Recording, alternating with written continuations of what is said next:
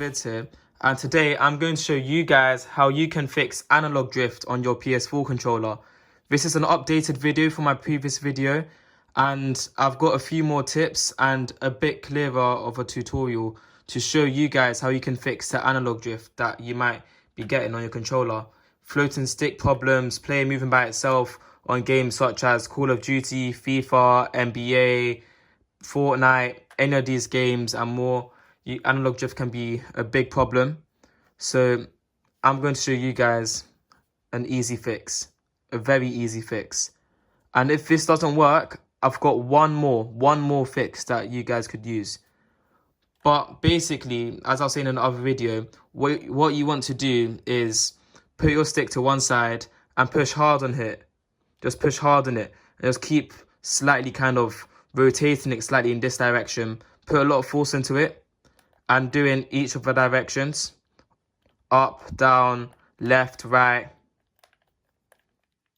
And what you also want to do, you can also do this on the right stick in case you have drift on this side. But what you also want to do is push here. Push again after you've done that first step. And then just blow. Blow right here. Go right there. Then go right there. And go right there. And right there as well. And please repeat these steps. I suggest do this about 3 times for best optimum results. Because the first or second time you might not be doing it the best you can be. But doing it 3 times ensures that you get cleared of any dirt that could be stuck right under here. And I know most of you don't have the tools or would like to try and risk your controller breaking by opening up your controller and manually removing the dirt, as it's very easy to damage some of the internal components inside the PS4 controller. But analog drift is one of the most common defects in this PS4 controller. But there is also one more thing that you could do.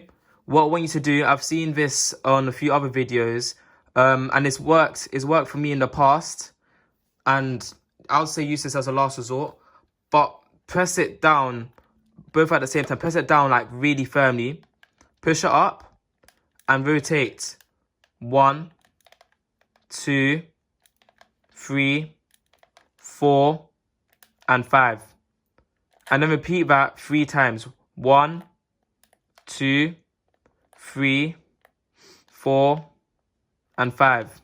One more time, one last time. 1, 2, 3, 4 and 5. Pushing pressure towards the exterior circle, the outer one. And with those 3 easy fixes, I hope you've managed to save yourself a couple bucks on keeping your same controller.